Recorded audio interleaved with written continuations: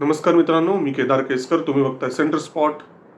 सर्व हिंदुत्ववादी लोकांना, सर्व सावरकर भक्तांना माझा मनापासून जय श्रीराम.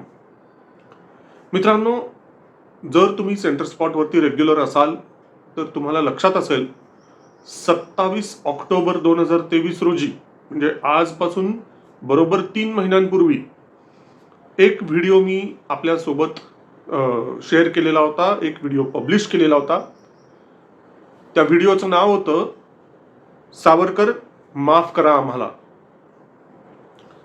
त्या व्हिडिओची लिंक मी डिस्क्रिप्शन बॉक्समध्ये शेअर करतो आहे.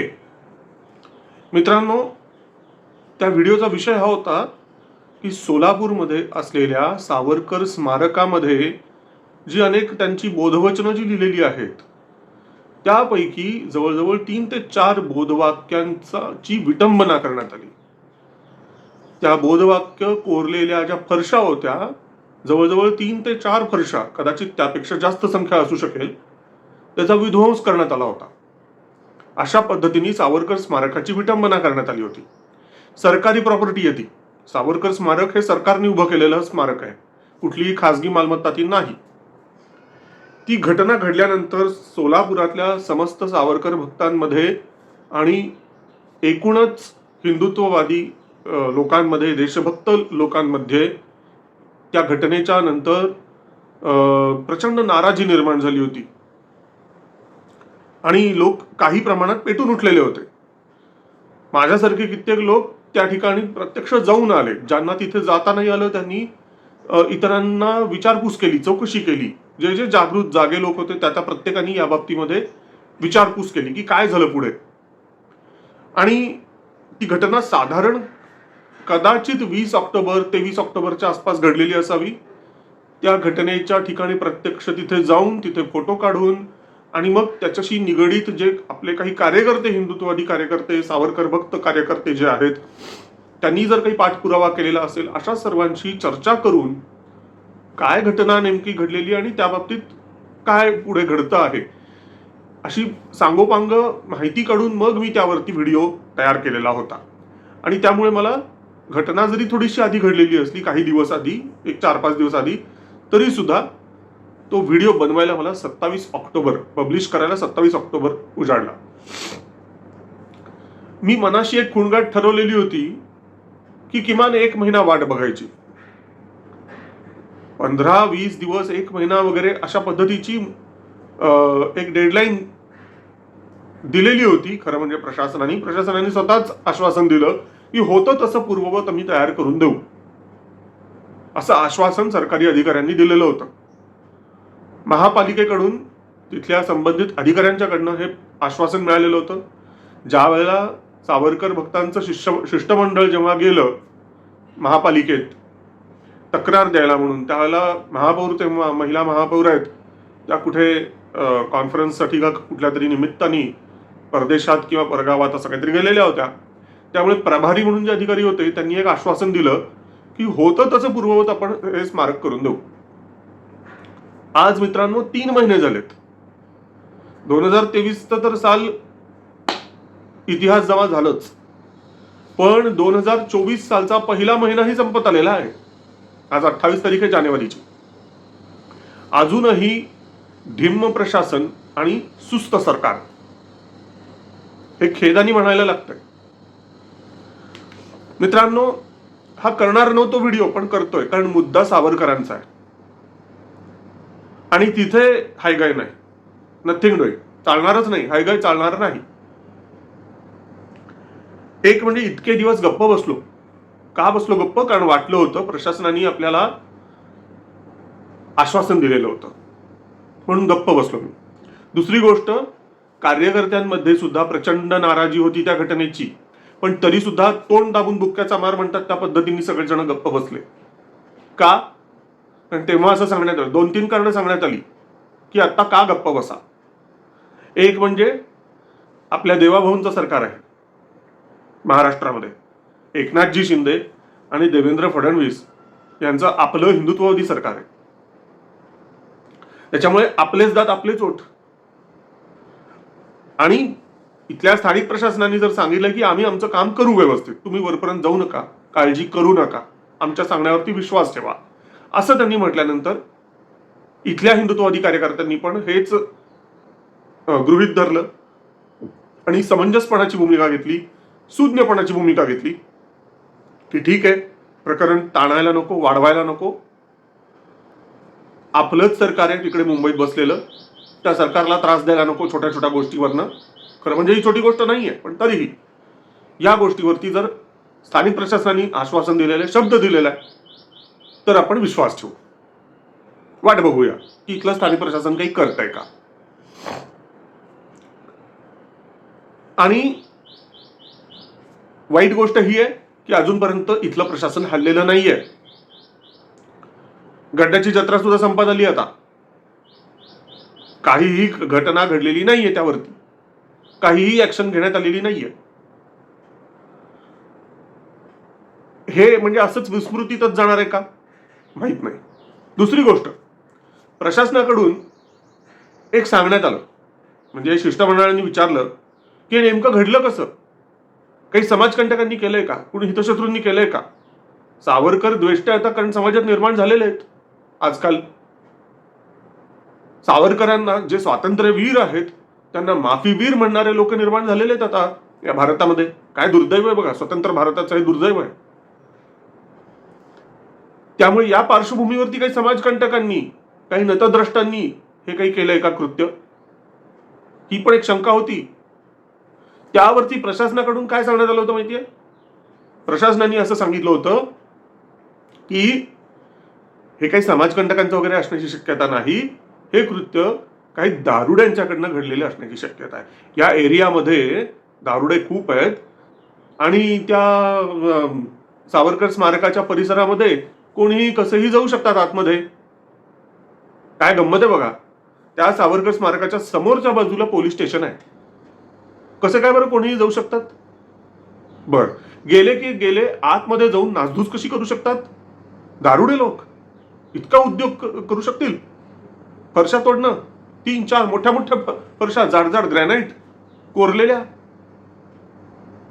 त्यांना असंही सांगण्यात आलं की ते जे ग्रॅनाइट ज्याच्यावर फिक्स केलेले होते, ते जे लोखंडी बार जे होते, ज्याला स्टँडी म्हणतात, ते लोखंडी बार ते भंगारात विकून त्याच्यातून एक एक चपटी विकत घ्यायची. असे उद्योग ह्या दारूबाज लोकांना करायचे होते म्हणे. त्यासाठी त्यांना बाकी काहीही मिळालं नाही, हेच बरोबर मिळालं. सावरकर स्मारकामध्ये जे बोधवचनं ज्याच्यावर सावरकरांची कोरलेली आहेत, अशा बोधवाक्यांच्यासाठी जे लोखंडी गज वापरले फ्रेम म्हणून, तेच बरं सापडतात दारू पिणाऱ्या लोकांना. आणि गंमत ही की आम्ही हिंदुत्ववादी लोक, सावरकर भक्त, देशभक्त असे म्हणवणारे आम्ही सगळे लोक, प्रशासनाने सांगितलेल्या या वक्तव्यावरती, त्यांनी सांगितलेल्या या कारणावरती आम्ही विसंबून मूग गिळून गप्प बसलो. पण आता मागे येऊन बघताना, विचार करताना असं वाटतं की खरंच असं होऊ शकतं का हो. कारण मित्रांनो, आज मी तिथं जाऊन बघतोय, 3 महिने होऊन गेले, उलटून गेले, होतं तसं पूर्ववत प्रशासनाने केलेलं नाही. ते ज्या नासधूस झालेल्या अवस्थेत होतं तसंच आहे ते आजही. माझा सवाल आहे मित्रांनो, दारूबाज लोक काही फक्त त्या सावरकर स्मारकाच्या अवतीभोवतीच आहेत असं नाही. अख्ख्या सोलापूरमध्ये दारू पिऊन तर राहून पडणारे लोक मोठ्या प्रमाणात आहेत. त्या पलीकडे जाऊन सांगतो, गेल्या काही काळामध्ये आपल्याच सेंटर स्पॉटवरती सुद्धा तुम्हाला कितीतरी व्हिडिओ असे दिसतील की महाराष्ट्रातलं जे नार्कोटिक हब बनायला लागले सोलापूर, MIDC मध्ये नार्कोटिक्स म्हणजे ड्रग्ज बनवण्याच्या फॅक्टऱ्या सापडलेल्या आहेत. आपल्या सगळ्यांना माहिती आहे.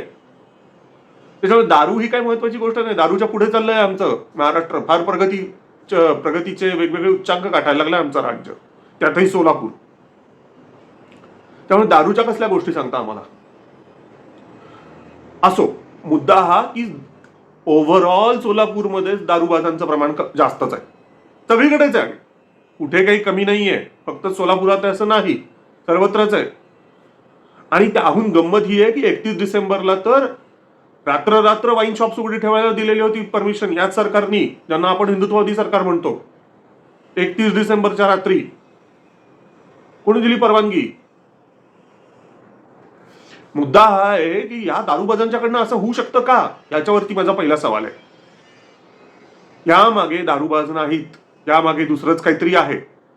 वाईट गोष्ट ही आहे की तिथे सीसीटीव्ही नाहीये, आणि असेल तर त्या सीसीटीव्हीचा उपयोग पोलिसांनी, प्रशासनाने करायला पाहिजे, हुडकून काढलं पाहिजे की ऑक्टोबर 2023 मध्ये ती घटना नेमकी केव्हा घडली, कशी घडली, कुणाच्या हातनं घडली, हे सिद्ध करायला पाहिजे. आणि जर तशी व्यवस्था कुठली नसेल, आजूबाजूला कुठे सीसीटीव्ही नसतील, तर नव्याने तिथे सीसीटीव्हीची अरेंजमेंट केली पाहिजे. कारण समोरच आहे पोलीस स्टेशन. पोलीस स्टेशन जर समोर आहे तर त्यांना त्याच्या दारातनं दिसू शकत नाही एंट्री गेटमध्ये कोण गेलं, केव्हा गेलं, कसं गेलं, तिथं फरशा कोणी तोडल्या, कधी तोडल्या, दिसू शकतं.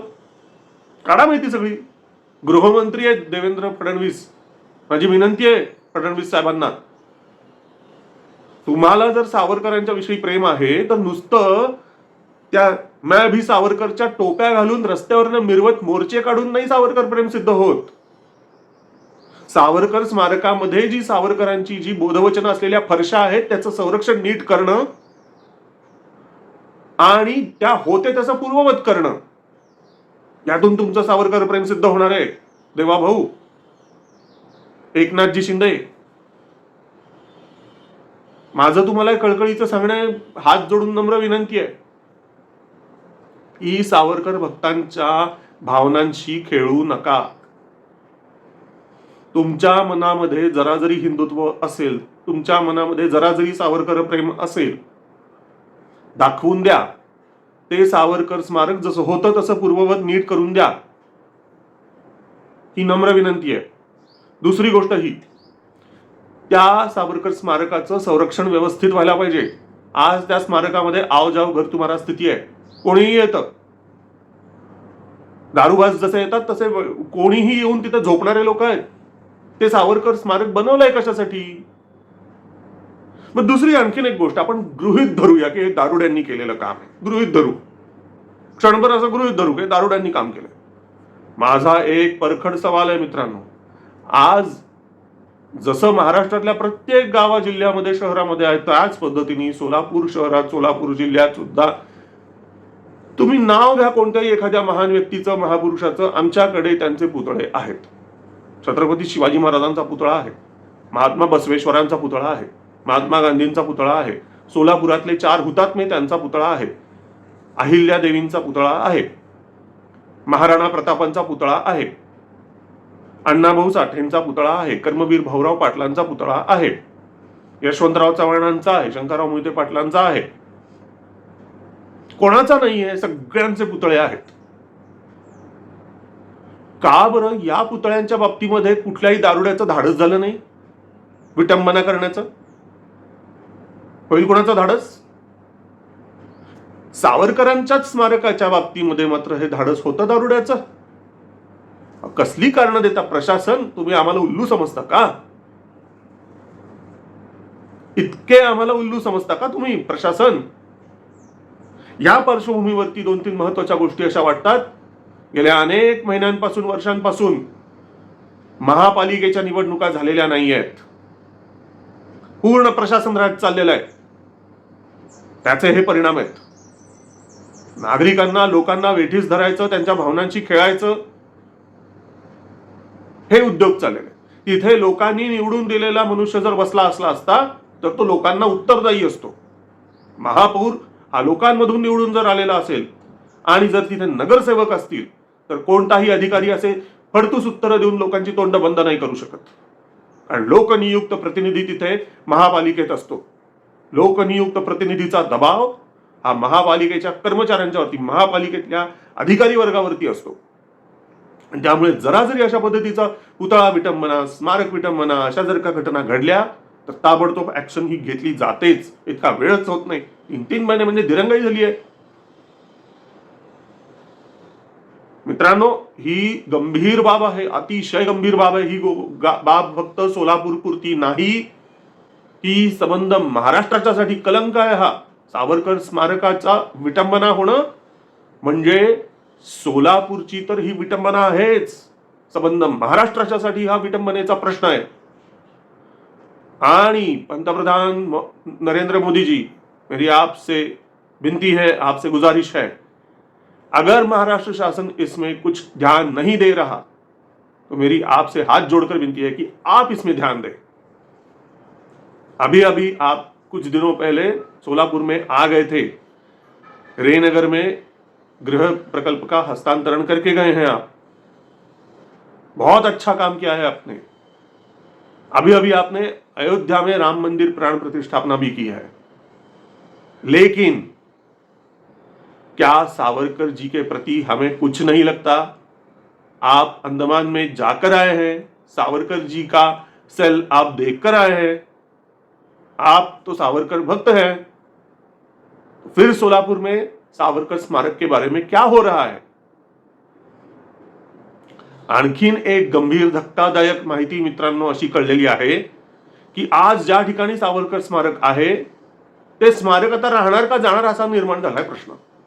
येस, कारण असं कानावरती आमच्या आलेलं आहे की आता म्हणे तिथे फ्लायओव्हर होणार आहे आणि हा फ्लायओव्हर बरोबर त्या स्मारकावरच जाणार आहे म्हणे. म्हणजे ती स्मारकाची जागा आता जाणार. म्हणजे अजून स्पष्टता नाही की ते स्मारक तिथं ठेवणार, ते आहे ते सगळं पूर्ण काढून टाकणार, काढलेलं दुसऱ्या कुठल्या ठिकाणी शिफ्ट करणार का कुठेच शिफ्ट करणार नाहीयेत. नेमकं काय करणार आहेत सावरकर स्मारकाचं? नाहीतर एक पॉलिसी म्हणून, एक धोरण म्हणून तरी ठरवून टाका की सावरकरांशी आमच्या विचारांचं काहीही संबंध नाही, काही देणं घेणं नाही. आम्ही फक्त नारे देण्यासाठी हे करतो. कारण मित्रांनो, एक साधी गोष्ट सांगतो. आज महाराष्ट्र सरकारमध्ये हे महायुतीचं सरकार आहे, ठीक आहे. देवाभाऊ मुख्यमंत्री उपमुख्यमंत्री आहेत, एकनाथजी शिंदे मुख्यमंत्री आहेत. या ठिकाणी जर का महाआघाडीचं जर सरकार असलं असतं अजूनही समजा, आणि ही अशी घटना इथे सोलापुरात पुतळा विटंबनेची घडली असती, गप बसले असते का भाजप आणि शिवसेना? माझा परखड आणि रोखठोक सवाल आहे. अगदी गप्प बसले असते का फडणवीस साहेब? इथे सोलापूर भाजप जे आहे त्यांनी काही आंदोलन केलं नसतं, सरकारला जाब विचारला नसता. म्हणजे तुमच्यासाठी सावरकर हा मुद्दा फक्त राजकीयच आहे का? फक्त नारे देण्यासाठी आणि तुमच्या विरोधातले जे पक्ष आहेत त्यांच्यावर टीका करण्यासाठीच फक्त तुम्ही सावरकरांचा उपयोग करून घेताय का? म्हणजे त्या पलीकडे सावरकरांच्या विचारांची काहीही देणं घेणं नाहीये का आपल्याला? स्पष्ट करून टाकावं एकदा काय ते. म्हणजे आम्ही मोकळे. आम्हाला जर तुम्ही गृहीत धरत असाल की हिंदुत्ववाद्यांना की ह्यांना काहीही एक्सप्लेनेशन द्या, हे आपली हक्काची मत आहेत. हिंदुत्ववादी लोक म्हणजे काय, आमचे दावणीला बांधलेली काय, असं जर तुम्ही गृहीत धरत असाल तर मग काय ना, मग काय राहिलं काय? असो, फार ताणायचं नाहीये मला. माझं एवढंच विनंती आहे, सर्व सोलापुरातले जे भाजपचे पदाधिकारी जे असतील, आमदार खासदार असतील, इच्छुक नगरसेवक जे जे असतील, सगळे नेते कार्यकर्ते मतदार असतील, शिवसेनेचे सुद्धा म्हणजे एकनाथजी शिंदेची शिवसेना, त्याच पद्धतीने राज्य पातळीवरचे सर्व नेते कार्यकर्ते आणि ज्यांचा राजकारणाशी काहीही संबंध नाही पण ज्यांना सावरकरांच्या विचारांच्या प्रती काहीतरी देणं लागतोय आपण असं वाटतं, असे सर्व सावरकर भक्त, असे सर्व देशप्रेमी देशभक्त, सगळ्यांना माझी नम्र विनंती आहे, हात जोडून कळकळीची, की नव्याने कुठलीही सावरकर स्मारक बांधू नका. कारण तुमच्याच्यानी ही स्मारकं नीट ठेवण्याचं होत नाही.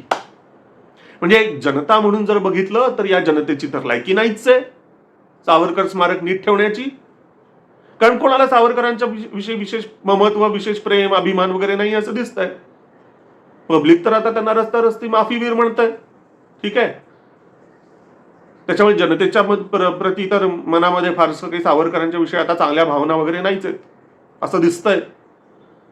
त्यामुळे एकतर ही स्मारकं बांधूच नका, बांधली तर त्याचं संरक्षणाची जबाबदारी घ्या. होत नसेल तुमच्याच्याने तर बांधू नका, सिंपल. आणि फ्लायओव्हर्स बांधून टाका.